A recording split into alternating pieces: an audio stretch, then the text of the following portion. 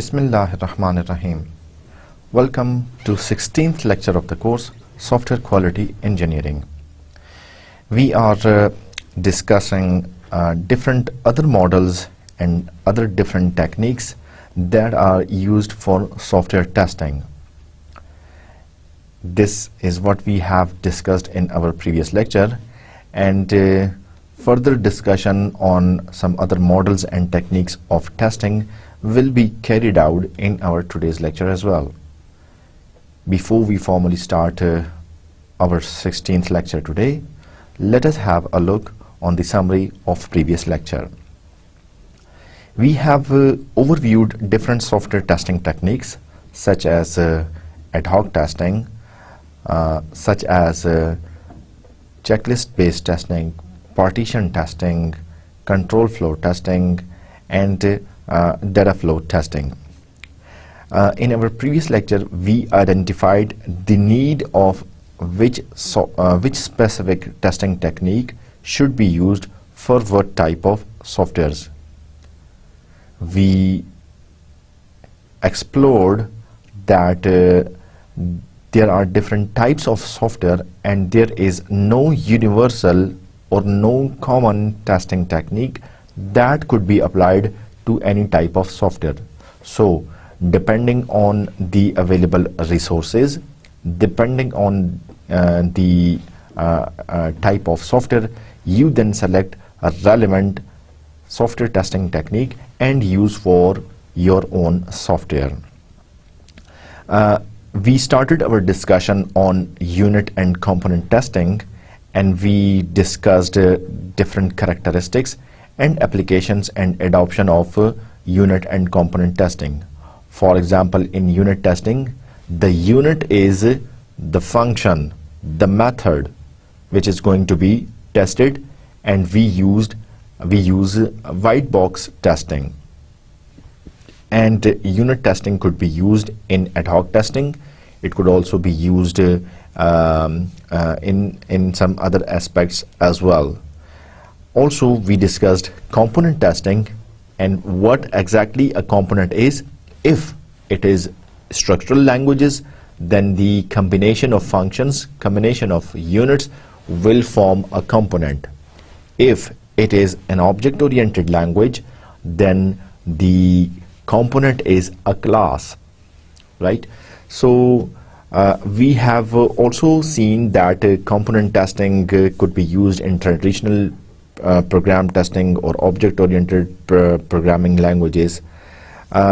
Importantly, we have seen that the unit testing is finished whenever you are done with testing all types of units, and component testing is also finished when you have tested all number of components. Let us have a look on the summary of let us have a look on what we are going to discuss in our today's lecture. Here are the outlines. We will talk about integration testing. We will see its characteristics and its applications and adoptions. We will also see what is regression testing, what is beta testing.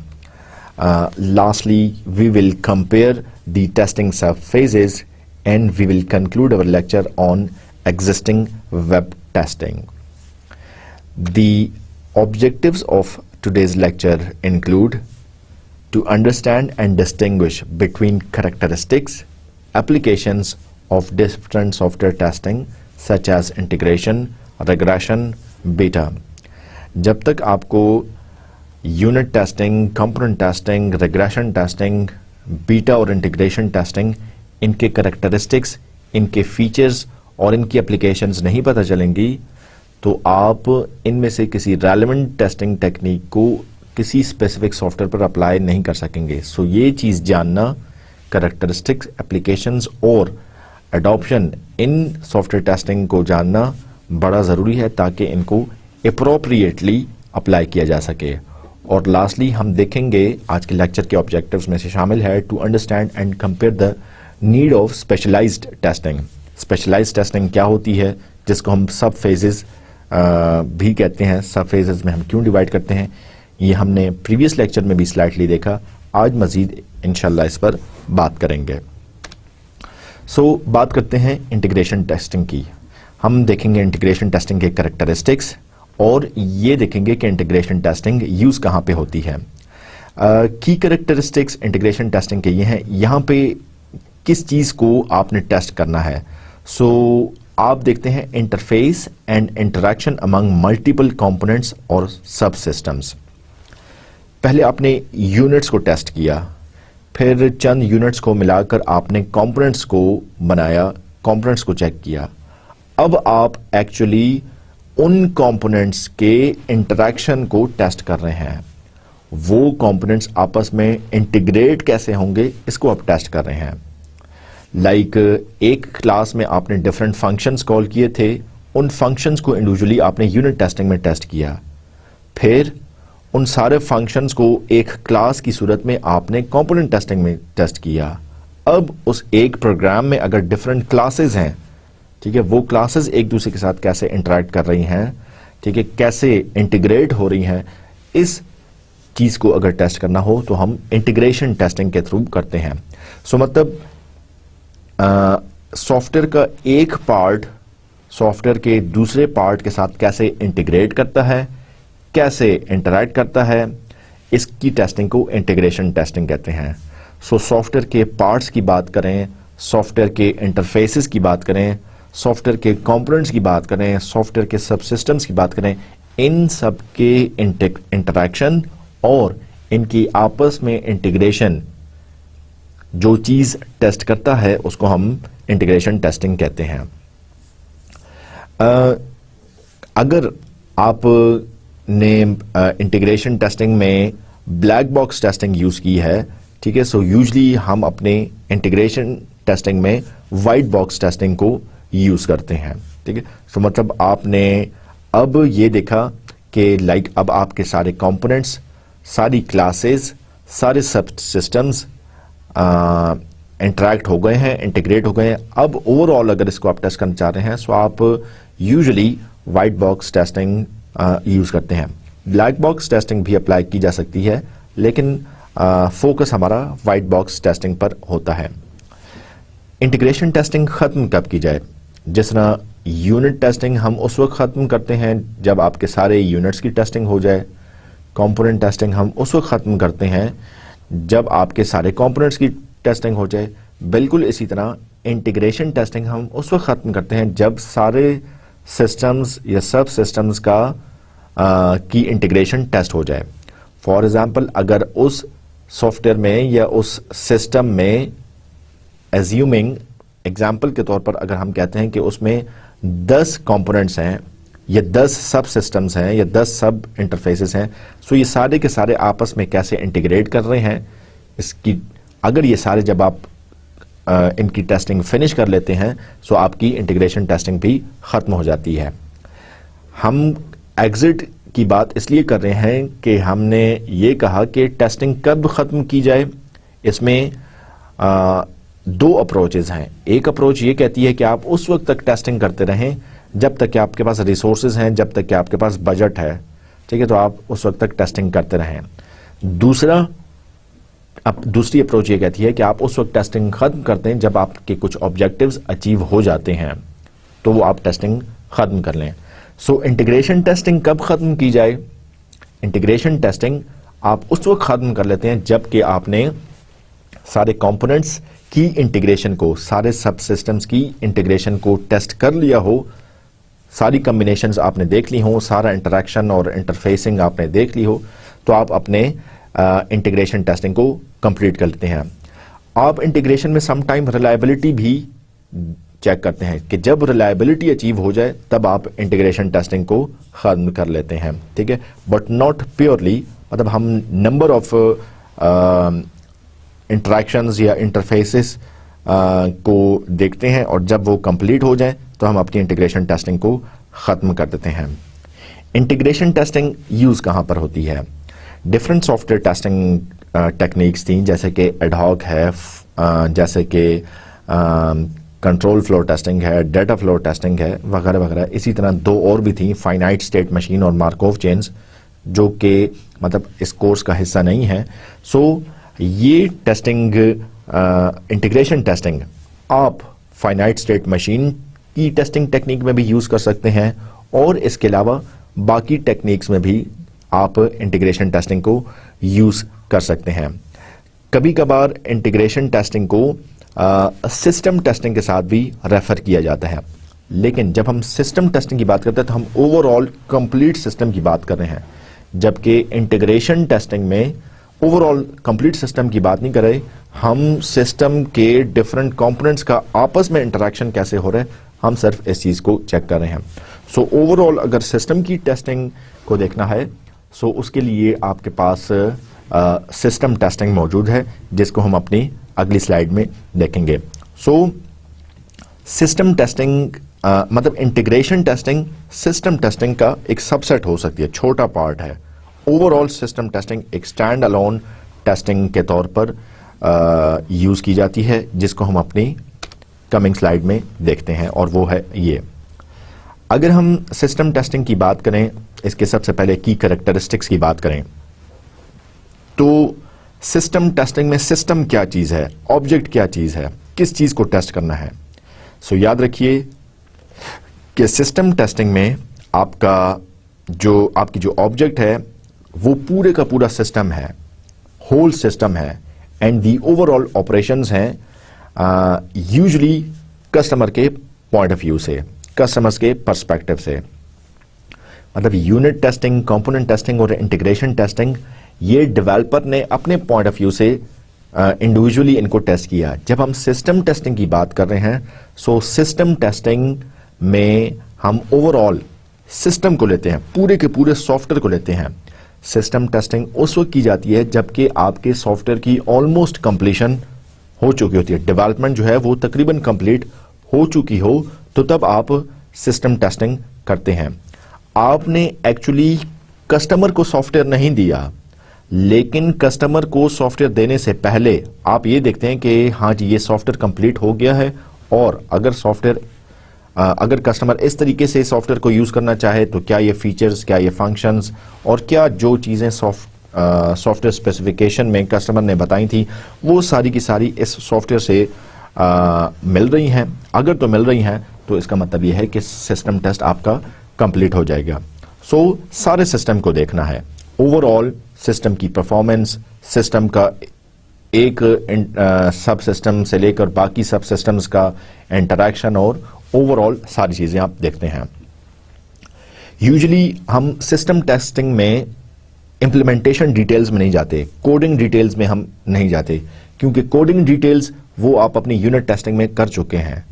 वो component testing में sort of, या उसके बाद integration testing थी, वहां पे आप थोड़ा बहुत इंप्लीमेंटेशन डिटेल्स कोड को आप चेक कर चुके हैं। इसलिए हम वाइट बॉक्स टेस्टिंग यूज नहीं करते, बल्कि हम ब्लैक बॉक्स टेस्टिंग करते हैं कि ओवरऑल सिस्टम में इसको इनपुट दी, क्या इसने आउटपुट प्रोड्यूस की, क्या यूजर जब सॉफ्टवेयर से इस तरीके से इंटरैक्ट करेगा तो उसको ये फंक्शन, ये फीचर, ये फंक्शनैलिटी अचीव होगी। इस पॉइंट ऑफ व्यू से हम देखते हैं। इसके अलावा कस्टमर पर्सपेक्टिव के तौर पर, ऊपर हमने बात की कि कस्टमर पर्सपेक्टिव के तौर पर सिस्टम को चेक किया जाता है। What exactly does this mean? हम यूजेज बेस्ड स्टैटिस्टिकल टेस्टिंग करते हैं। लेट्स से आपने कस्टमर के लिए एक कंपनी थी, क्लाइंट जो है वो आपका एक कंपनी थी जिसके पास जो है वो 100 एम्प्लॉयज थे और 100 कंप्यूटर्स थे।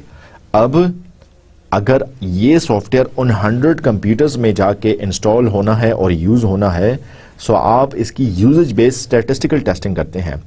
आप इसको जो है वो 100 टाइम्स, फॉर एग्जाम्पल 100 टाइम्स या 50 टाइम्स आप इस सॉफ्टवेयर को उस मशीन में जो कि क्लाइंट की एनवायरनमेंट में होगी उसमें इंस्टॉल करके देखते हैं, और फिर इवैल्यूएट करते हैं कि कितने % रिलायबिलिटी है, क्या इंस्टॉलेशन में हर दफ़ा सक्सेस रही है, या 100 दफ़ा इंस्टॉल करने पर एक दफ़ा एरर आया है, या 2 दफ़ा एरर आया है, या 10 दफ़ा एरर आया है। सो रिलायबिलिटी कितने % है, फेलियर फ्री ऑपरेशन कितने % दिया है। ठीक है। सो स्टैटिस्टिक्स के थ्रू, नंबर्स और न्यूमेरिक वैल्यूज के थ्रू आप अपने सॉफ्टवेयर को जो है वो अपनी सिस्टम टेस्टिंग में चेक करते हैं। सिस्टम टेस्टिंग खत्म करनी चाहिए। आप अपनी सिस्टम टेस्टिंग कंप्लीट कर लेते हैं, फिनिश कर लेते हैं जब आपको रिलायबिलिटी अचीव हो जाए।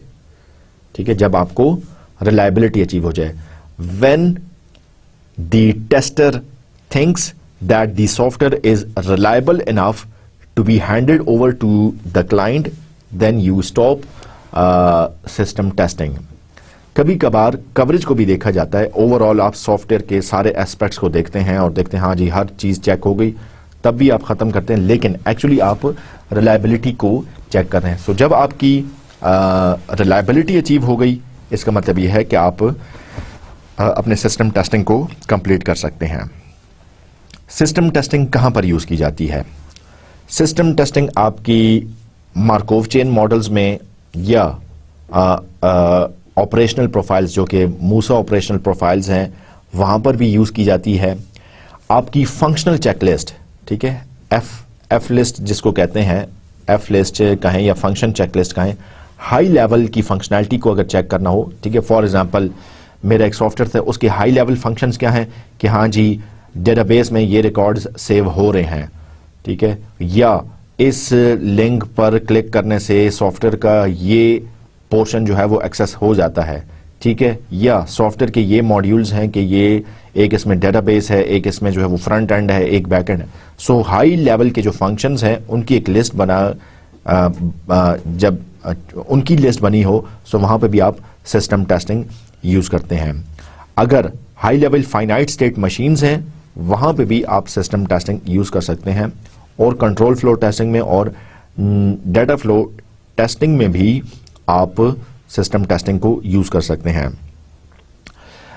स्पेशल केस को अगर कंसिडर किया जाए कि सिस्टम टेस्टिंग स्पेशल केसेस में कहाँ पर यूज़ होती है, तो अगर लेट्स से आपकी एम्बेडेड एनवायरनमेंट है, ठीक है, सो एम्बेडेड एनवायरनमेंट में as a part of super system आप जो है वो सिस्टम टेस्टिंग को यूज़ करते हैं, और पर्पज़ ये होता है कि टेस्ट इंटरेक्शन विद एनवायरनमेंट। जिस तरह मैंने बात की कि आपने डेवलपर ने जो सॉफ्टवेयर है वो बनाया है अपने कंप्यूटर पर, अपने लैपटॉप पर या डेस्कटॉप कंप्यूटर पर, लेकिन ये सॉफ्टवेयर एक्चुअली एम्बेड होना है लेट्स से किसी ऑटोमोबाइल में, किसी गाड़ी में, आजकल की लेटेस्ट गाड़ियों में जो कंप्यूटर सिस्टम है ये सॉफ्टवेयर उसके लिए है, ठीक है, या ये सॉफ्टवेयर किसी और एम्बेडेड एप्लीकेशन के लिए है।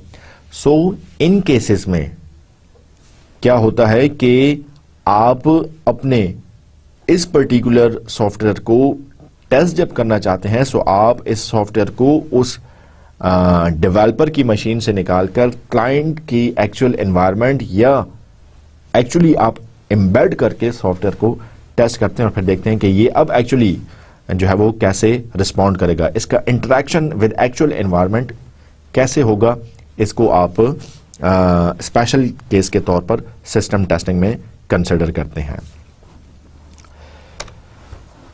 अच्छा जी, इसके बाद अगर हम बात करें एक्सेप्टेंस टेस्टिंग की, जैसा कि नाम से जाहिर है एक्सेप्टेंस टेस्टिंग, अगर टेस्टिंग परफॉर्म हो गई और एक्सेप्ट हो गया कि हाँ जी ये फेलियर फ्री है और इसमें कोई मसला नहीं है, ठीक है, तो हम कहते हैं कि ये एक्सेप्टेंस टेस्टिंग है। यूजुअली एक्सेप्टेंस टेस्टिंग आपकी जो है वो कस्टमर के पॉइंट ऑफ व्यू से की जाती है, और आप कह सकते हैं कि आपकी एक्सेप्टेंस टेस्टिंग जो है वो एक्चुअली कस्टमर परफॉर्म कर रहा होता है। प्रीवियसली सिस्टम टेस्टिंग डेवलपर ने कस्टमर को जहन में रख के की थी, ठीक है, एक्सेप्टेंस टेस्टिंग में कस्टमर खुद टेस्ट कर रहा है और देख रहा है कि हाँ जी मैंने जो डेवलपमेंट टीम को सॉफ्टवेयर बताया था कि इस तरीके से बनाएं और इस तरीके से बनाएं और ये फीचर और ये फंक्शंस होने चाहिए, क्या वो सारे मौजूद हैं? अगर वो सारी चीज़ें मौजूद हैं, यूज़र सेटिस्फाइड है, क्लाइंट सेटिस्फाइड है, एंड यूज़र उसको ओके करता है, तो इस सॉफ्टवेयर को एक्सेप्ट कर लिया जाता है कि yes I accept this software, this is exactly according to my requirement and this is exactly what I wanted. तो हम इसको कहते हैं एक्सेप्टेंस टेस्टिंग। प्लस दूसरे हिसाब से आप ये देखते हैं कि customer acceptance in the market, software को इस लिहाज से भी चेक किया जाता है अगर आपका कोई क्लाइंट राइट नाउ मौजूद नहीं है, ठीक है, लेकिन कल को वो क्लाइंट कोई इसको परचेज कर सकता है, ठीक है, तो आप उसके पॉइंट ऑफ व्यू से देखते हैं कि क्या वो इसको एक्सेप्ट करेगा, क्या वो इस सॉफ्टवेयर की इतनी प्राइस देने के लिए रेडी होगा। लेट्स से कोई अकाउंटिंग का सॉफ्टवेयर है, लेट्स से कोई ऐसा सॉफ्टवेयर है जो कि आपकी एक फाइल को किसी दूसरी टाइप में कन्वर्ट करता है, लेट्स से कोई पार्सर है, लेट्स से कोई गेमिंग एप्लीकेशन है, ठीक है, कोई स्मार्टफोन की एप्लीकेशन है, ठीक है। सो ये बना के अपलोड कर दी जाती है, फिर कस्टमर जो है वो इसको परचेज करता है। सो कस्टमर के पॉइंट ऑफ व्यू से देखा जाता है कि क्या कस्टमर इस सॉफ्टवेयर को खरीदने के लिए, इतने पैसे देने के लिए तैयार होगा, ठीक है। क्या ये सॉफ्टवेयर जिस पर्पस के लिए बना है, कस्टमर जो चीज़ जहन में रख के ये सॉफ्टवेयर खरीदेगा, वो सारी चीज़ें इस सॉफ्टवेयर से पूरी होंगी। सो हम इसको कहते हैं एक्सेप्टेंस टेस्टिंग। सो यहाँ पे ऑब्जेक्ट हमारा होल सिस्टम है, आप पूरे सिस्टम को टेस्ट कर रहे हैं एज अ होल, किसी इंडिविजुअल कंपोनेंट को, यूनिट को, इंटीग्रेशन ऑफ यूनिट्स या कंपोनेंट्स को हम टेस्ट नहीं कर रहे, बल्कि ओवरऑल हम सिस्टम की परफॉर्मेंस को चेक कर रहे हैं।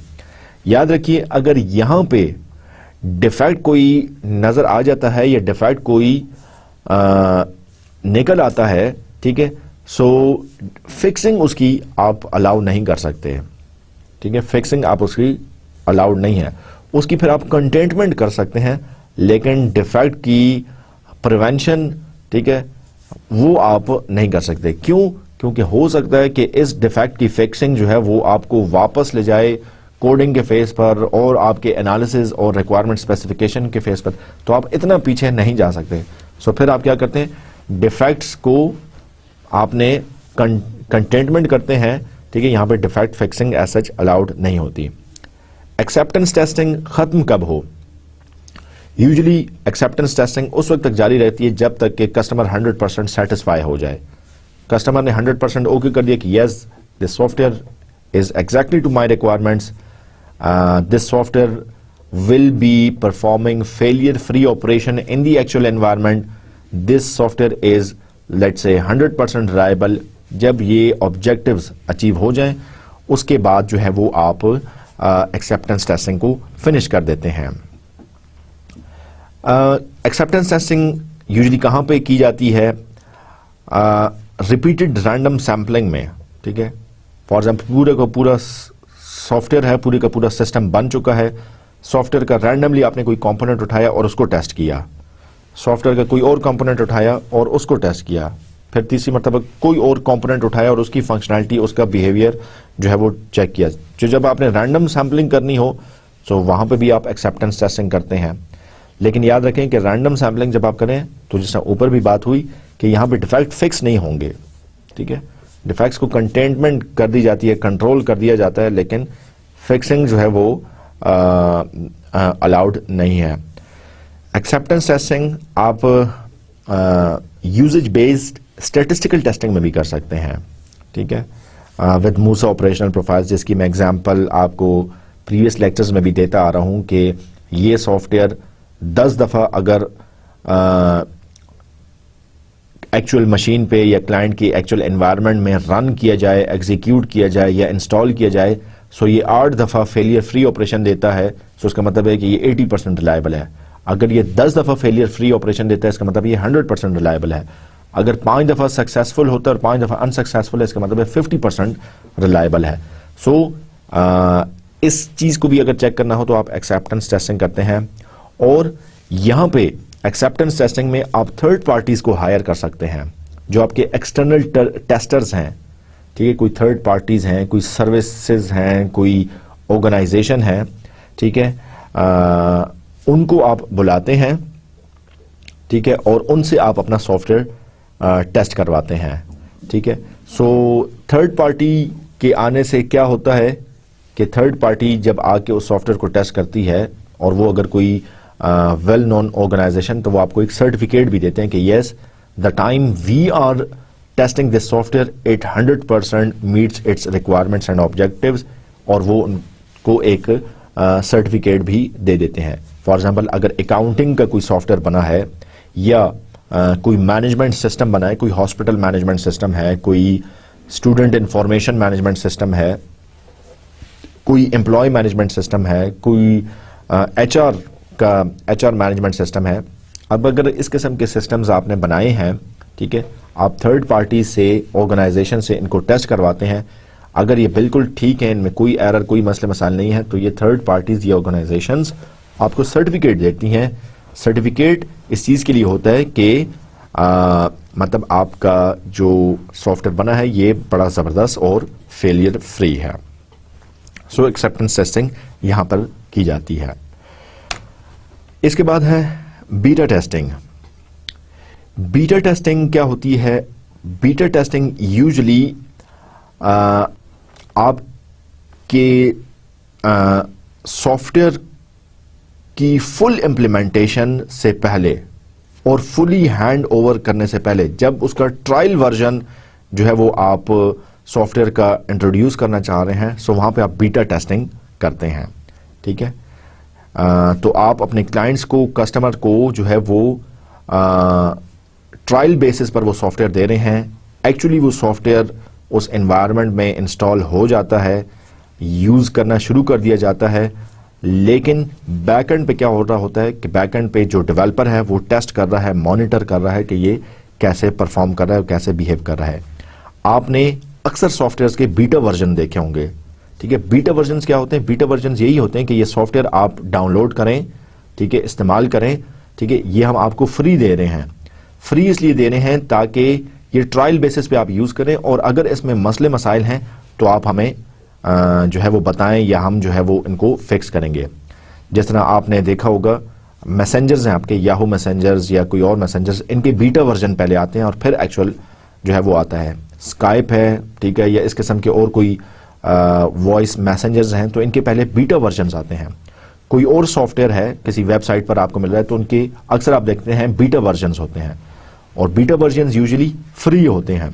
फ्री होने का मतलब यही है, जैसा पहले आपको बताया, कि the actual client install in the actual environment and actually start its usages, ठीक है। लेकिन बैकएंड पे इसको देखा जाता है कि इसमें कोई मसले मसाइल या कोई इश्यूज तो नहीं है, ठीक है। इसी तरह आपने अक्सर सुना होगा कि जब आईफोन है या सैमसंग है, इसकी मार्केट में एक्चुअल लॉन्चिंग से पहले ये अपने हैंडसेट्स के बीटा वर्जन्स इंट्रोड्यूस करते हैं, और जो उनके अपने मखसूस लोग होते हैं, कंपनी के ही लोग होते हैं या मखसूस सर्कल के लोग होते हैं, वो बीटा वर्जन्स के हैंडसेट्स उन लोगों को दिए जाते हैं। बीटा वर्जन्स के हैंडसेट लोगों को देने का, उन मखसूस लोगों को देने का मकसद ये होता है कि वो एक्चुअल यूज़र, वो एक्चुअल कस्टमर इसको इस्तेमाल करके देखे कि क्या इसमें मसले मसाइल तो नहीं है, क्या ये ठीक ऑपरेशन परफॉर्म कर रहा है, और अगर है तो वो अपनी एक्चुअल लॉन्चिंग से पहले उसको फिक्स कर देते हैं, ठीक है। जिसकी एक एग्जांपल आप ये देखें कि जब आईफोन 4 आया था, ठीक है, तो उसके साथ कुछ एंटीना के जो है वो इश्यूज थे। अब हुआ ये था कि जब आईफोन 4 लॉन्च हुआ तो उन्होंने उसकी बीटा हैंडसेट्स निकाले और टेस्टिंग के लिए दिए।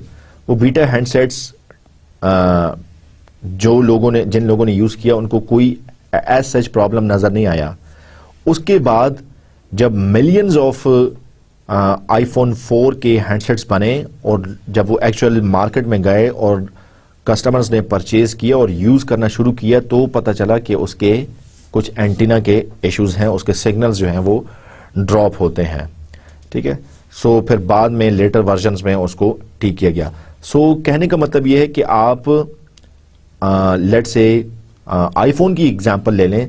सो आप बजाय इसके कि कंपनी समझे कि हाँ जी हमने बिल्कुल अच्छी चीज़ बना ली और उसको जो है वो लॉन्च कर दे और मिलियंस ऑफ डिवाइसेस वो बना दे, ठीक है, पहले उसकी बीटा हैंडसेट्स बनाए जाते हैं, ठीक है, बीटा प्रोडक्ट बनाई जाती है और वो लॉन्च की जाती है और देखा जाता है कि कोई मसले मसाइल तो नहीं है। अगर मसले मसाइल हैं तो वो मिलियंस ऑफ हैंडसेट्स मैन्युफैक्चर करने से पहले उसको फिक्स कर दिया जाता है और फिर अगर 100% चीज़ें ठीक हो जाती हैं सो फिर उसकी मैन्युफैक्चरिंग की जाती है। सो ट्रायल बेसिस पर जो चीज़ें आती हैं मार्केट में, ठीक है, या जो है वो किसी और प्रोडक्ट की बीटा वर्जन आया, बीटा जो है वो हैंडसेट आ गए, बीटा वर्जन का कोई सॉफ्टवेयर आ गया, सो ये बीटा टेस्टिंग ही एक्चुअली हो रही होती है। जहां पे कहां पे आप बीटा टेस्टिंग करते हैं, जब आपको नॉर्मल यूज जब आप देखना चाहते हैं उस सॉफ्टवेयर का, तो वहां पे आप बीटा टेस्टिंग करते हैं।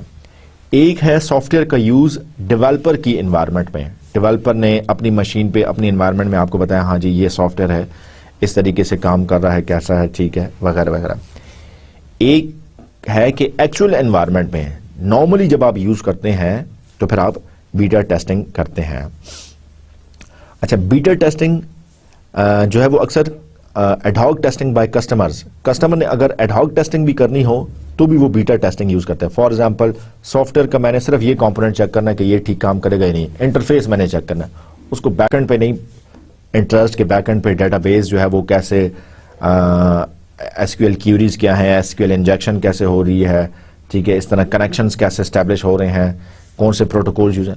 सो आपका कस्टमर इन डिटेल्स में, इन चीज़ों में इंटरेस्टेड नहीं है, ठीक है, वो सिर्फ इसके इंटरफेस को देखना चाहता है। सो इंटरफेस की एडहॉक टेस्टिंग वो करता है। सो अगर सिर्फ इंटरफेस की एडहॉक टेस्टिंग करनी हो तो वो बीटा टेस्टिंग यूज करता है।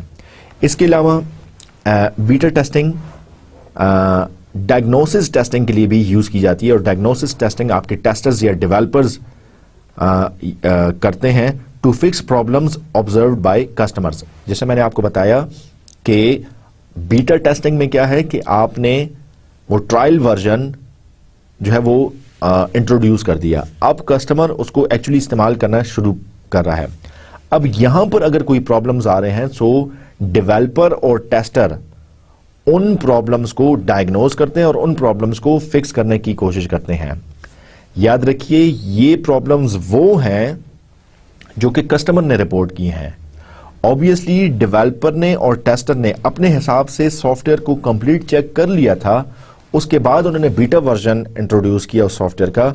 अब जब कस्टमर ने इसको यूज करना शुरू किया, सो कस्टमर ने कोई नई किस्म के प्रॉब्लम्स जो कि इन डेवलपर्स और टेस्टर से फिक्स होना रह गए थे, उनको वो रिपोर्ट करता है। सो ये जो नए किस्म के प्रॉब्लम्स आए हैं, इनका फिक्स करना ये डेवलपर और टेस्टर का काम है, ठीक है, और ये बीटा टेस्टिंग में इनको डायग्नोज करके फिक्स किया जाता है।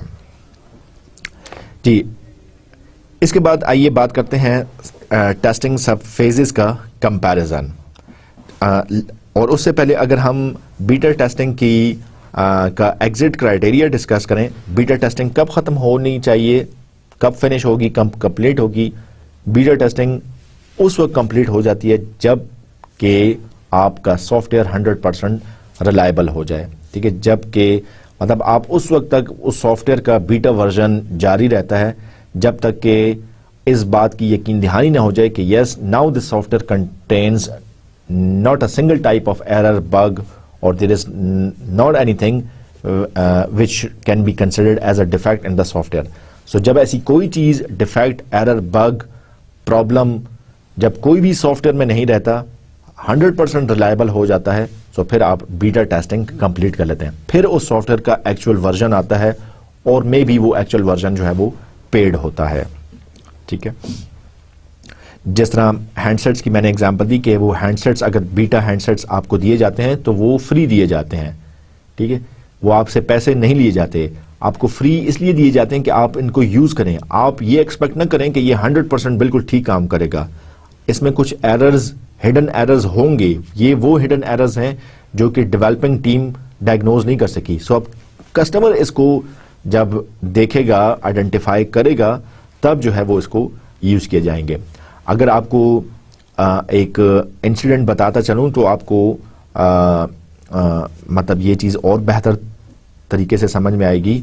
जब आईफोन का वेरी फर्स्ट वर्जन, आईफोन 2 कहें या जो बिल्कुल फर्स्ट मॉडल आईफोन का लॉन्च हुआ, ठीक है, सो ऑब्वियसली डेवलपर्स ने और टेस्टर्स ने अपने हिसाब से उसकी सारी टेस्टिंग कर दी थी, लेकिन जब वो लॉन्च हुआ, ठीक है, जब लोगों ने इस्तेमाल करना शुरू किया, तो उसमें एक मेन चीज ये पकड़ी गई, ये एरर और ये प्रॉब्लम उसमें फाइंड आउट हुआ कि इस आईफोन के मॉडल में या इस ये जो इसका ऑपरेटिंग सिस्टम है, ठीक है, इसमें मैसेज को फॉरवर्ड करने की तो कोई फैसिलिटी ही नहीं है।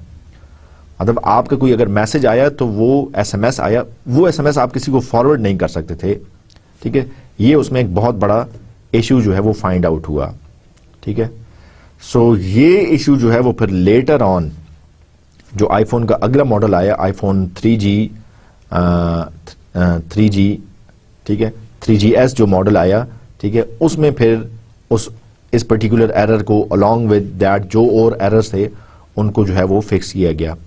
इसी तरह आईफोन 3G में जो एक एरर आया जो कि बाद में रिपोर्ट हुआ लॉन्च होने के बाद, कस्टमर के यूज़ करने के बाद, वो ये था कि आपकी अगर कोई कॉल हिस्ट्री है, ठीक है, या आपकी अगर कोई मैसेज हिस्ट्री है, तो उसमें से उस हिस्ट्री में से कोई एक मैसेज, कोई एक कॉल लॉग स्पेसिफिकली आप डिलीट नहीं कर सकते थे। बस वो जो कॉल लॉग आ गई है वो एज इट इज़ है, वो आप या तो सारी की सारी कॉल लॉग इरेज डिलीट हो जाती थी, कोई स्पेसिफिकली आप उसको डिलीट नहीं कर सकते थे। सो ये एरर्स जो है वो आईफोन 3GS के एक्चुअल लॉन्च होने के बाद और जब मिलियंस ऑफ कस्टमर्स ने इस्तेमाल शुरू कर दिया, फिर ये एरर्स रिपोर्ट हुए। फिर क्या हुआ, उन्होंने इन एरर्स को जो है वो फिक्स किया और फिर iOS का जो नया वर्जन आया उसमें जो है वो इन सारे प्रॉब्लम्स को एड्रेस कर दिया गया। सो बीटा टेस्टिंग इसलिए होती है कि अगर इस किस्म के एरर्स हैं सो वो एक्चुअल फुल फ्लेज लॉन्चिंग से पहले जो है वो फिक्स कर दिया जाए। मतलब it's very likely, it's very normal कि डेवलपर और टेस्टर की जो आंख है वो इन एरर्स, वो कुछ एरर्स को न देख पाए और ये एरर्स जो है वो आपका एक्चुअल कस्टमर ही देख पाएगा। So it's very normal, it's very common. अच्छा जी, बात करते हैं टेस्टिंग सब फेजेस और उनके कंपैरिजन की। सो अगर की कैरेक्टरिस्टिक्स की बात की जाए, ठीक है, हमने डिस्टिंग ये सब फेजेस को डिस्कस किया है, हमें ये देखना पड़ता है। अब अगर आप ये देखना चाहें कि बीटा टेस्टिंग की जाए, एक्सेप्टेंस टेस्टिंग की जाए, सिस्टम टेस्टिंग की जाए, कंपोनेंट टेस्टिंग की जाए, यूनिट टेस्टिंग की जाए, कौन सी टेस्टिंग की जाए, ठीक है, ये सब चीज़ें, ये सब फेजेस जानने के लिए ज़रूरी है कि आप सबसे पहले देखें कि ऑब्जेक्ट और पर्सपेक्टिव क्या है। ठीक है, आपकी ऑब्जेक्ट, आप जिस चीज़ को चेक करना चाह रहे हैं वो अगर एक फंक्शन है, वो बिल्कुल लो लेवल डिज़ाइन का एक फंक्शन है, ठीक है, तो फिर आप उस पर जो है वो एक्सेप्टेंस टेस्टिंग यूज़ नहीं करेंगे या उस पर आप बीटा टेस्टिंग यूज़ नहीं करेंगे। ऑब्वियसली फिर आप उस पर यूनिट टेस्टिंग यूज़ करेंगे। अगर आप का सब फेज या आपकी ऑब्जेक्ट जो है वो एक क्लास है, ऑब्जेक्ट ओरिएंटेड की क्लास है, अब ऑब्वियसली यहां पे आप जो है वो सिस्टम टेस्टिंग या एक्सेप्टेंस टेस्टिंग या बीटा टेस्टिंग नहीं करेंगे। इस केस में आप उस पर जो है वो इंटीग्रेशन टेस्टिंग जो है वो यूज करेंगे या कंपोनेंट टेस्टिंग यूज करेंगे। ठीक है, सो ये देखना पड़ता है कि आप किस चीज को टेस्ट कर रहे हैं और फिर रेलेवेंट जो भी टेस्टिंग का सब फेज है आप वो यूज करें। इस तरह एग्जिट क्राइटेरिया क्या है, वो टेस्टिंग कब खत्म होगी। ठीक है, क्या टेस्टिंग को आप एक इनफाइनाइट लूप की सूरत में बस चलाते जाएं, टेस्टिंग बस होती जाए और 6 महीने 8 महीने 1 साल तक टेस्टिंग ही होती रहे। ठीक है, तो क्राइटेरिया आप डिफाइन करते हैं। ठीक है, क्राइटेरिया क्या है, क्राइटेरिया फॉर एग्जाम्पल क्राइटेरिया कुछ भी हो सकता है, रिलायबिलिटी हो सकता है, जब वो मॉड्यूल रिलायबिलिटी हो अचीव हो जाए फिर आप टेस्टिंग फिनिश कर दें, या जब सारे फंक्शंस की टेस्टिंग कंप्लीट हो जाए फिर आप टेस्टिंग फिनिश कर दें, या कस्टमर जब ओके कर दे उस वक्त आप फिनिश कर दें। ठीक है, सो आप क्राइटेरिया डिफाइन करते हैं। उसके बाद who is performing the test. ठीक है, टेस्टिंग किसने करनी है। याद रखें कि कस्टमर कभी भी आपको यूनिट टेस्टिंग करके नहीं देगा। कस्टमर से आप कभी भी नहीं पूछ सकते कि हाँ जी आपके लिए जो मैं सॉफ्टवेयर बना रहा हूं उसमें उसके प्रोग्राम में मैंने एक लूप लिखी है, आप ये देखेंगे ये लूप ठीक काम कर रही है या नहीं। ठीक है, सो कस्टमर ने यूनिट टेस्टिंग नहीं करनी। कस्टमर ने कौन सी टेस्टिंग करनी है, कस्टमर ने बीटा टेस्टिंग या एक्सेप्टेंस टेस्टिंग करनी है। ठीक है, अगर आपने मॉड्यूल्स चेक करने हैं या फंक्शंस चेक करने हैं या उनके अंदर लूप्स और इंटीजर्स चेक करने हैं, ये आपकी का इंटीजर, ये आपका जो है वो सॉफ्टवेयर डेवलपर या सॉफ्टवेयर इंजीनियर ही टेस्ट करेगा। ठीक है, सो ये देखें कि who is performing the test, किसने टेस्ट करना है। ठीक है, अगर कस्टमर से कोई चीज टेस्ट करानी है तो फिर देखें कस्टमर ने क्या टेस्ट करना है। अगर डेवलपर से कोई चीज चेक करानी है तो देखें कि डेवलपर क्या चीज टेस्ट कर सकता है। अब इसी तरह डेवलपर आपकी एक्सेप्टेंस टेस्टिंग नहीं करेगा। आपका प्रोग्रामर है, उसने जो है वो, या प्रोग्रामिंग टीम थी जिसमें 10-12 लोग थे, 3 महीने लगा के उन्होंने ढेर सारा प्रोग्राम लिखा है, अब वो इसकी बीटा टेस्टिंग नहीं करेंगे। ठीक है, या वो इसकी एक्सेप्टेंस टेस्टिंग नहीं करेंगे। एक्सेप्टेंस टेस्टिंग इसकी जो है वो कस्टमर ही करेगा, ठीक है। तो डेवलपर या प्रोग्रामर किस चीज की टेस्टिंग कर सकता है? डेवलपर या प्रोग्रामर यूनिट्स की टेस्टिंग कर सकता है, कंपोनेंट्स की टेस्टिंग कर सकता है, इंटीग्रेशन टेस्टिंग कर सकता है। कस्टमर टेस्टिंग क्या कर सकता है? कौन सी चीजें कस्टमर टेस्ट करेगा? वो सॉफ्टवेयर का बीटा वर्जन टेस्ट कर सकता है, वो सॉफ्टवेयर का जो है वो जब ऑलमोस्ट कंप्लीशन के करीब हो तो उसकी एक्सेप्टेंस टेस्टिंग जो है वो कर सकता है। सो जो है वो ये चीजें जानना जो है वो बड़ा जरूरी है। सो मैंने यही बात की, who question not cover earlier, पहले ये चीजें डिफाइन नहीं थी कि मतलब कौन जो है वो क्या चीज टेस्ट करेगा। मतलब टेस्टिंग को जब लोग एक ऑप्शनल चीज, हमने अर्लियर लेक्चर्स में देखा कि आज से 2-3 डेकेड्स पहले, 20-30 साल पहले टेस्टिंग को एक ऑप्शनल चीज समझी जाती थी, जबकि ईयर 2000 एंड लेटर और आज की तारीख तक टेस्टिंग को क्वालिटी का एक बहुत इंपॉर्टेंट फैक्टर कंसिडर किया जाता है। क्वालिटी आप अचीव ही नहीं कर सकते जब तक कि आपने सॉफ्टवेयर टेस्टिंग नहीं की, ठीक है। सो टेस्टिंग जब आपने इंट्रोड्यूस की, टेस्टिंग करेगा कौन, ठीक है, ये पहले एड्रेस नहीं था। अब जो है वो टेस्टर्स जो है वो स्पेसिफाइड हैं, कौन सा बंदा क्या चीज टेस्ट करेगा, ये चीजें एक्सप्लिसिटली मेंशन है। सो आपका अगर प्रोग्रामर है, सो चूंकि उसने खुद प्रोग्राम लिखा है, सो प्रोग्रामर के 2 रोल्स हैं, वो प्रोग्रामर भी है और वो टेस्टर भी है। वो किस चीज को टेस्ट करता है? वो यूनिट टेस्टिंग और कंपोनेंट टेस्टिंग करता है, ठीक है। सो प्रोग्रामर ने क्या चीज चेक करनी है? यूनिट्स और कंपोनेंट्स को चेक करना है। कस्टमर ने क्या चीज करनी है? कस्टमर ने बीटा टेस्टिंग करनी है, ठीक है। अच्छा, इसी तरह एक्सेप्टेंस टेस्टिंग करवानी है, सो वो मे बी आप किसी थर्ड पार्टी के बंदे को लेकर आ रहे हैं, प्रोफेशनल टेस्टर्स को लेकर आ रहे हैं, ठीक है। इसी तरह आपने अगर जो है वो रीयूजेबल कंपोनेंट और सिस्टम एक्सेप्टेंस टेस्टिंग करवानी है, सो उसके में भी आप थर्ड पार्टीज को लेकर आ रहे हैं, या जो है वो प्रोफेशनल टेस्टर्स उनको लेकर आ रहे हैं। सो ये स्पेसिफाई करना कि किसने क्या चीज परफॉर्म करनी है, ये बड़ा जरूरी है। अच्छा जी, ओवरऑल अगर हम इन टेस्टिंग सब फेजेस की समरी की बात करें तो सब फेज कौन सा था?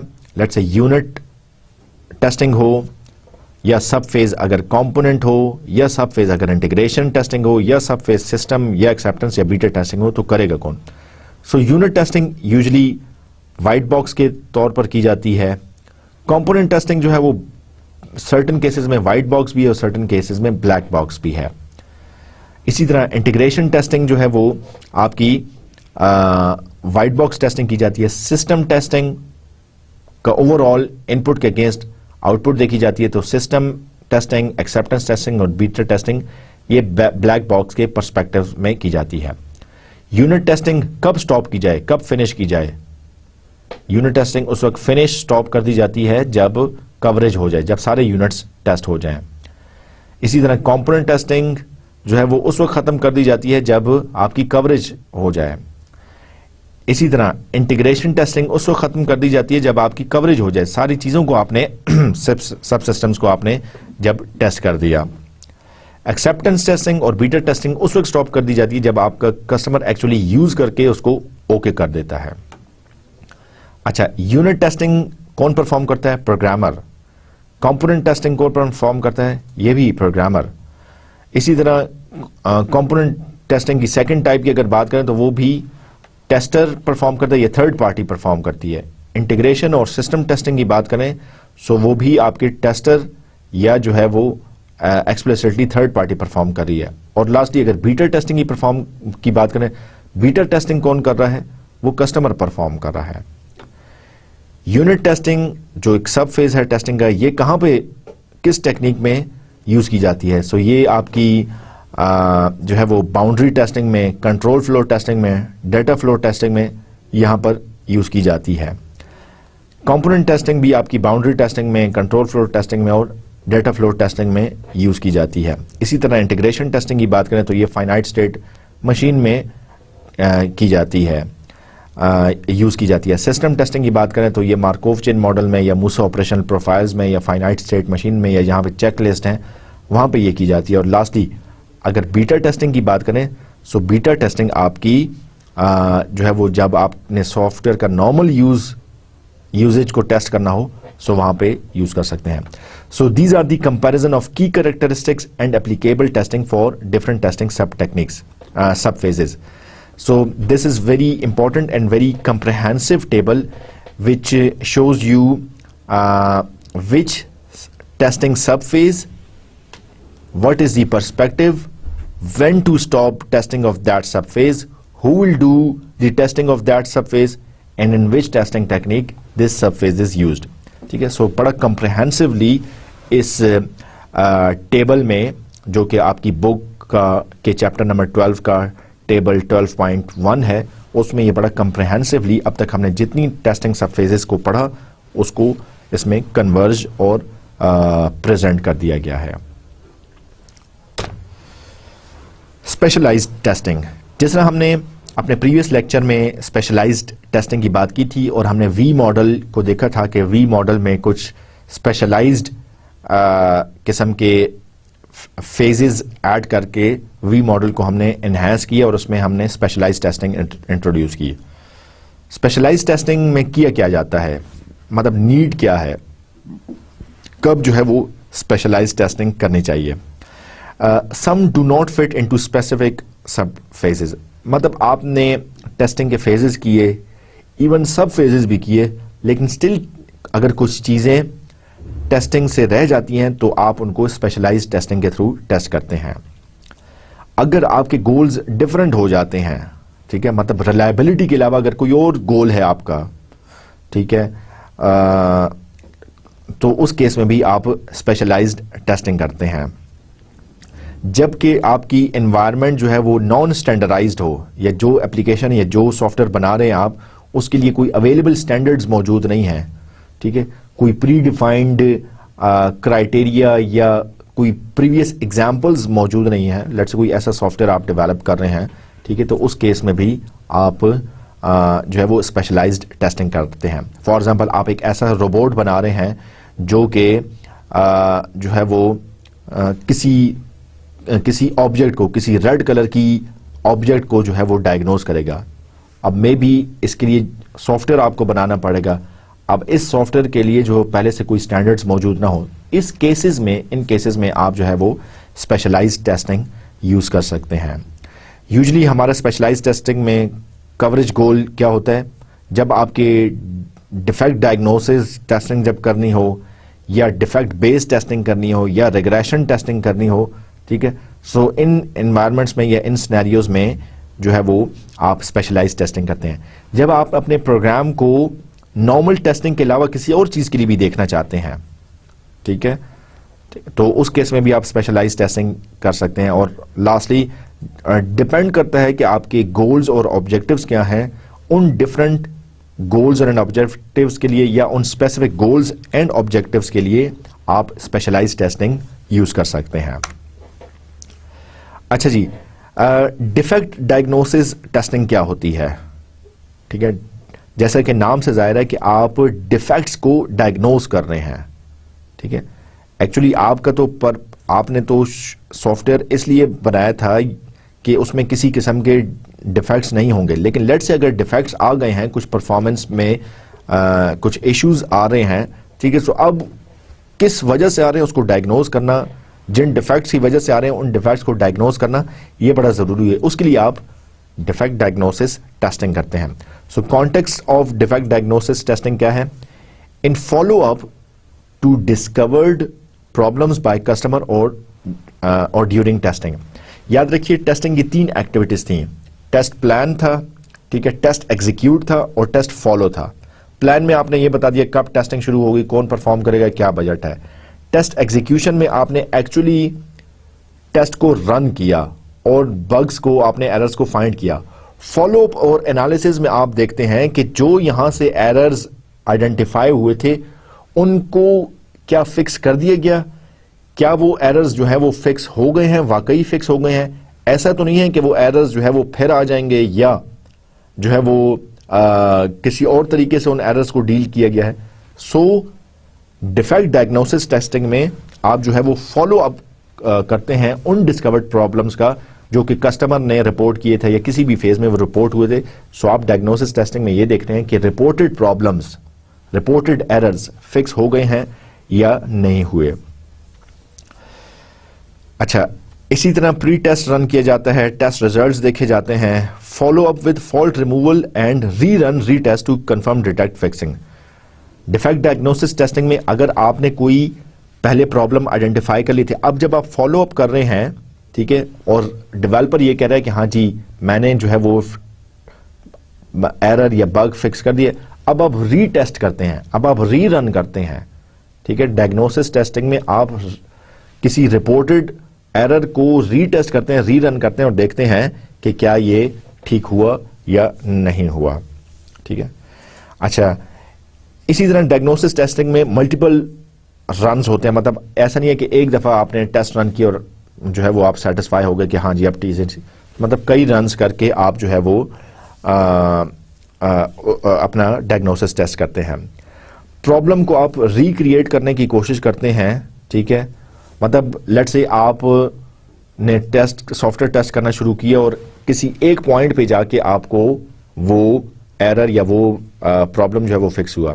सो आप डायग्नोसिस टेस्टिंग में क्या करते हैं कि आप असरनो टेस्टिंग स्टार्ट करते हैं और फिर उस पॉइंट पर जाकर देखते हैं कि जो एरर पहले रिपोर्ट किया गया था वो फिक्स हो गया है या नहीं हुआ। सो रिक्रिएशन, ठीक है। डोमेन नॉलेज बड़ी इंपॉर्टेंट है, ठीक है। जाहिर है आप जिस सॉफ्टवेयर को टेस्ट करने जा रहे हैं उस फील्ड का एक्सपर्ट होना बड़ा ज़रूरी है। लाइक अगर कोई इमेज प्रोसेसिंग का कोई सॉफ्टवेयर है, ठीक है, तो उसको इमेज प्रोसेसिंग की ज़रूर नो हाउ होनी चाहिए, ठीक है। एक डेटाबेस वाले पर्सन से आप इमेज प्रोसेसिंग का सॉफ्टवेयर टेस्ट कराएंगे, सो ये इनअप्रोप्रिएट है। इसी तरह एक इमेज प्रोसेसिंग वाले बंदे से अगर आप कोई नेटवर्क एप्लीकेशन आप अगर उसे टेस्ट करवाने हैं, so that would be an inappropriate. So domain knowledge ये बड़ा इंपॉर्टेंट है। मोर रिकॉर्डेड डिफेक्ट इंफॉर्मेशन, ठीक है, less reliance on defect diagnosis. मतलब आप की अगर डिफेक्ट ज्यादा से ज्यादा रिपोर्ट हुए हैं, ठीक है, सो और आपके पास ढेर सारी इंफॉर्मेशन आ गई है कि आपके किस किस्म के डिफेक्ट से, सो आपको डिफेक्ट डायग्नोसिस ये सारी चीजें ये सारी चीजें फिगर आउट करने में बड़ा हेल्पफुल करते हैं, ठीक है। सो ओवरऑल कहने का मतलब ये है कि आप की टेस्टिंग की 3 मेन एक्टिविटीज थी: टेस्ट मैनेजमेंट, टेस्ट एग्जीक्यूशन और टेस्ट फॉलो अप।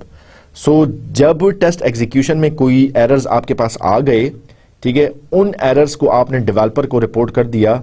अब फॉलो अप में आप क्या कर रहे हैं, रीटेस्ट कर रहे हैं, रीरन कर रहे हैं और देख रहे हैं कि जो डिफेक्ट था, ये जो डायग्नोज हुआ था, ये क्या फिक्स किया गया है या नहीं, ठीक है। सो डिफेक्ट बेस्ड टेस्टिंग में जनरल आइडिया ये है कि वो डिस्कवर्ड और पोटेंशियल डिफेक्ट जो कि रिपोर्ट हो गए हैं उनको फिक्स किया गया है या नहीं। इसी तरह आप एडहॉक टेस्टिंग करते हैं, लाइक एक डिफेक्ट डायग्नोज हुआ था, अब क्या करते हैं, आप एग्जैक्टली उस चीज को दोबारा टेस्ट कर रहे हैं। फॉर एग्जाम्पल, आपने किसी फॉर्म में, कोई डेटाबेस है, उसका कोई फॉर्म है, उसमें आपने ये डायग्नोज किया, एक टेस्ट में आपने ये डायग्नोज किया कि ये रॉन्ग इनपुट एक्सेप्ट कर रहा है, इनवैलिड आर्गुमेंट एक्सेप्ट कर रहा है। ये प्रॉब्लम आपने रिपोर्ट कर दिया, डेवलपर ये कहता है कि उसने फिक्स कर दिया। अब डिफेक्ट बेस्ड टेस्टिंग में आप क्या करते हैं कि आप एग्जैक्टली दोबारा वो रॉन्ग या इनवैलिड आर्गुमेंट इनपुट करके दोबारा देखते हैं कि क्या ये एरर वाकई फिक्स हुआ या नहीं हुआ, ठीक है। इसी तरह रिस्क आइडेंटिफिकेशन आप करते हैं, जिसका मतलब यह है कि मतलब अगर कोई इनवैलिड आर्गुमेंट पास किया जाए तो कहीं सॉफ्टवेयर हैंग तो नहीं हो जाएगा, कहीं इनफाइनाइट लूप तो नहीं चली जाएंगी, कहीं इनफाइनाइट प्रोसेसिंग तो शुरू नहीं हो जाएगी। सो इसके लिए एक्सप्लिसिटली आप रिस्क बेस्ड टेस्टिंग करते हैं। और लास्टली है defect injection and mutation testing. मतलब आपका पर्पस ये होता है कि आप जानबूझकर उस सॉफ्टवेयर में डिफेक्ट डालें और देखें कि अब ये कैसे रिस्पॉन्ड करता है, ठीक है। मतलब आप intentionally wrong input, invalid arguments जो है वो आप दे रहे हैं ताकि आप देखें कि अब ये कैसे रिस्पॉन्ड करता है। सो डिफेक्ट इंजेक्शन में क्या है, इंजेक्ट नोन डिफेक्ट, ठीक है। मतलब पहले एक एरर आपने, पहले कोई रॉन्ग इनपुट आपने देकर देखी, अब आप दोबारा जो है वो देख रहे हैं, ठीक है, दोबारा उस डिफेक्ट को इंजेक्ट कर रहे हैं कि ये फिक्स हुआ है या नहीं हुआ। तो हर किस्म की फॉल्ट्स के लिए आप इसको जो है वो चेक कर रहे हैं। और आपकी डिफेक्ट बेस्ड टेस्टिंग जो है वो जब आपको रिलायबिलिटी किसी सॉफ्टवेयर में चेक करनी होती है, सो वहाँ पे भी आप डिफेक्ट बेस्ड टेस्टिंग करते हैं। इसके अलावा रिग्रेशन टेस्टिंग है। रिग्रेशन टेस्टिंग में अगेन मतलब आप देखते हैं कि आपके सॉफ्टवेयर में मेंटेनेंस और सपोर्ट का जब फेज होता है, सो आप देखते हैं कि कोई सॉफ्टवेयर के नेगेटिव इम्पैक्ट्स तो नहीं है, ठीक है। सॉफ्टवेयर को किसी एक चीज़ से ये सॉफ्टवेयर फेलियर मोड में तो नहीं चला जाएगा, ठीक है। सो मतलब you ensure quality of remaining functions. मतलब इसमें अगर कोई न्यू पार्ट्स सॉफ्टवेयर में बाद में ऐड हुए हैं, कोई न्यू डेवलपमेंट्स हुई हैं, तो उनको भी आप जो है वो टेस्ट और रीटेस्ट कर रहे हैं, ठीक है। सो रिग्रेशन टेस्टिंग अगर करनी है तो आप इसका स्पेशलाइज्ड एनालिसिस ऑफ चेंज भी करें। मतलब कोई नया कंपोनेंट, कोई नया पार्ट आपका अगर ऐड हुआ तो सिर्फ उसकी आप स्पेशलाइज्ड टेस्टिंग करें, ठीक है। सिर्फ आप जो है वो उस नए पार्ट पर ही फोकस करें। और बाज़ औक़ात रिग्रेशन टेस्टिंग में पुराना सॉफ्टवेयर था, कोई नया मॉड्यूल उसमें आपने ऐड किया, अब पुराने और नए मॉड्यूल्स को मिलाकर भी आप रिग्रेशन टेस्टिंग कर सकते हैं। अच्छा जी, अगर अदर स्पेशलाइज्ड टेस्टिंग की हम बात करें, सो टेस्टिंग बियॉन्ड प्रोग्राम्स। बाज़ औक़ात सिर्फ प्रोग्राम को आप चेक नहीं करना चाह रहे, ठीक है।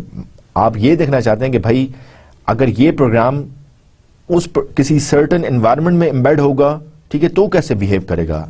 ये प्रोग्राम किसी दूसरे प्रोग्राम के साथ इंटरेक्ट करेगा तो कैसे बिहेव करेगा। तो मतलब विद इन प्रोग्राम आपने टेस्टिंग नहीं की। विद इन प्रोग्राम आपने नहीं देखा कि इंटीजर्स ठीक डिफाइन है, फंक्शंस ठीक आउटपुट प्रोड्यूस करें, बल्कि आप ओवरऑल ये देखते हैं कि ये प्रोग्राम जब किसी एक्चुअल एनवायरनमेंट में इंस्टॉल होगा, किसी एक्चुअल हार्डवेयर में एम्बेड होगा, सो कैसे ये रिस्पॉन्ड करेगा। सो आप उसके लिए स्पेशलाइज्ड टेस्टिंग कर रहे हैं। इसी तरह वेब टेस्टिंग है। अदर गोल्स को अचीव करने के लिए भी आप स्पेशलाइज्ड टेस्टिंग कर सकते हैं, जैसे कि performance testing, stress testing, usability testing, ठीक है। सो बाज़ औक़ात आप क्या करते हैं कि dynamic analysis and related techniques use करते हैं, जैसे कि simulation to reduce overall cost. Simulation क्या होती है? फॉर एग्जांपल आप किसी चीज को एक्चुअल डिप्लॉयमेंट से पहले उसको आप किसी सॉफ्टवेयर में या किसी सिमुलेशन टूल में सिमुलेट करते हैं, ठीक है। इसकी मिसाल बिल्कुल इस तरह है जिस तरह घर बनाने से पहले आप क्या करते हैं, घर का नक्शा बनाते हैं और देखते हैं कि क्या ये, या मॉडल, उसका 3D मॉडल बनाते हैं और देखते हैं कि हाँ जी ये इस तरीके से काम करेगा या नहीं, और अगर ये ठीक हो तो फिर आप एक्चुअल कंस्ट्रक्शन इस्तेमाल करते हैं, ठीक है। सो बिल्कुल इसी तरह लेट्स से आप एक गेमिंग सॉफ्टवेयर बनाना चाह रहे हैं, या कोई आप नेटवर्किंग की एप्लीकेशन या प्रोटोकॉल बनाना चाह रहे हैं जो कि किसी नेटवर्किंग की डिवाइस में इंस्टॉल होगी या यूज होगी। सो पहले आप उसको सिमुलेट करते हैं, ठीक है। पहले आप उसको सिमुलेट करते हैं, ठीक है। देखते हैं कि यहाँ पे अगर अच्छी परफॉर्मेंस है तो फिर आप उसको एक्चुअल बना के फिर आप एक्चुअल हार्डवेयर में डिप्लॉय करते हैं। इसका फायदा ये होता है कि लेट्स से आप उसको सिमुलेशन के बगैर डेवलप करके डायरेक्ट अगर हार्डवेयर में डिप्लॉय कर रहे हैं, ठीक है। सो यहाँ पे अगर एरर्स आ गए तो फिर बड़े मसले मसाइल होंगे, फिर इसकी कॉस्ट बहुत बढ़ जाएगी। तो इसलिए पहले आप इसको सिमुलेट करते हैं, ठीक है, यहाँ पे टेस्ट करते हैं, अगर ये ठीक है, कोई मसले नहीं आए, फिर आप इसको जो है वो फिक्स करते हैं। Lastly we have got existing web testing, ठीक है।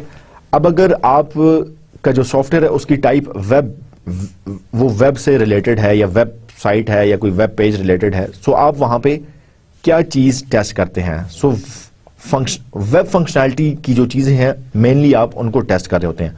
फॉर एग्जांपल वेब के कंपोनेंट्स क्या हैं, HTML का सिंटैक्स ठीक है या नहीं है, ठीक है। लिंक चेकिंग ये बड़ा जरूरी है। फॉर एग्जांपल आपने लिंक बनाए हुए फॉरवर्ड का, सो फॉरवर्ड के लिंक पर वो फॉरवर्ड वेब पेज जो अगला वेब पेज है वही खुल रहा है या कोई और रॉन्ग जो है वो खुल रहा है। बाज़ औक़ात ये होता है, आपने अक्सर वेबसाइट्स में देखा होगा, कॉन्टैक्ट अस का लिंक होता है, उस कॉन्टैक्ट अस के आप लिंक को क्लिक करें तो वो ब्लैंक पेज पर आ जाता है, उस पर कोई इन्फॉर्मेशन नहीं होती, या वो किसी एरर मैसेज पर आ जाता है। या किसी वेबसाइट पर अगर सेंड अस योर फीडबैक का लिंक होता है, वो फॉर्म आप भरें, ठीक है, सेंड का बटन दबाते हैं, वो किसी एरर पेज पर आ जाता है। सो ये आप लिंक चेकिंग करते हैं, फॉर्म टेस्टिंग करते हैं, ठीक है। Verification of end to end transactions ये चेक करते हैं, ठीक है। सो ये सारी चीज़ें जो है वो आप एक वेब इंटरफेस पर जो है वो चेक करते हैं। इसी तरह load testing, usability testing, browse rendering, ये सारी चीज़ें आप चेक करते हैं। आप देखते हैं कि ये वेबसाइट क्या हर किस्म के ब्राउजर्स पर चलेगी, क्रोम पर, इंटरनेट एक्सप्लोरर पर, फायरफॉक्स पर वगैरह वगैरह। ठीक है, वेबसाइट को आप लेवल्स में डिवाइड करके भी आप टेस्ट कर सकते हैं। फॉर एग्जांपल इस पर्टिकुलर केस में एक 3 लेवल मॉडल बनाया गया है जिसमें बॉटम लेवल, मिडिल लेवल और टॉप लेवल है। बॉटम लेवल में आप जो डिटेल्स हैं, ठीक है, फॉर एग्जांपल क्रिटिकल नोड्स हैं, ठीक है, उनको चेक किया। मिडिल लेवल में जो है वो आप यूनिफाइड मार्कोव मॉडल्स यूएमएम्स और उसकी ग्रुपिंग को आपने चेक कर लिया। टॉप लेवल पे जो है वो आपने टॉप एक्सेस रिपोर्ट इसको जो है वो आप चेक कर लेते हैं। सो आपने ओवरऑल अगर वेब टेस्टिंग करनी है सो लेवल्स में डिफाइन करके देखें कि इस लेवल पर क्या चेक करना है, मिडिल लेवल पे क्या चेक करना है और टॉप लेवल पे क्या चेक करना है। मेनली जो टॉप लेवल है वो आपका कस्टमर यूजेज सिनेरियो से रिलेटेड होता है, ठीक है, और बॉटम लेवल आपका जो है वो डेवलपर और डेवलपमेंट पॉइंट ऑफ व्यू से रिलेटेड होता है। Let us proceed towards the summary of today's lecture. आज के लेक्चर में हमने जो है वो system testing, integration testing, regression testing, defect based testing, इनको हमने एक्सप्लोर किया। ये सारे सब फेजेस हैं, ठीक है, और हमने देखा कि हर सब फेज के साथ कुछ करैक्टरिस्टिक्स, कुछ डिटेल्स इन्वॉल्व हैं और ये देखना चाहिए कि कौन सी टेस्टिंग टेक्निक के लिए कौन सा टेस्टिंग का सब फेज जो है वो ज़्यादा इंपॉर्टेंट है। और इसी तरह लास्ट में हमने देखा कि अगर आपका जो सॉफ्टवेयर है वो वेब बेस्ड है या वेबसाइट रिलेटेड है, सो उसमें जो मेन चीज़ें आपको चेक करने वाली हैं वो फॉर्म्स हैं, लिंक्स हैं, HTML का सिंटैक्स है, ठीक है, एंड टू एंड ट्रांजैक्शंस हैं, ये चीज़ें आपको चेक करनी चाहिए। इंशाल्लाह अगले लेक्चर में हम बात करेंगे use case based test case generation की, इक्विवेलेंस पार्टीशनिंग की और बाउंड्री वैल्यू एनालिसिस की। हम कुछ एग्जांपल्स भी देखेंगे, ठीक है। I hope you enjoyed today's lecture. I will see you with more details in our next lecture. Until then, take care of yourself. Allah Hafiz.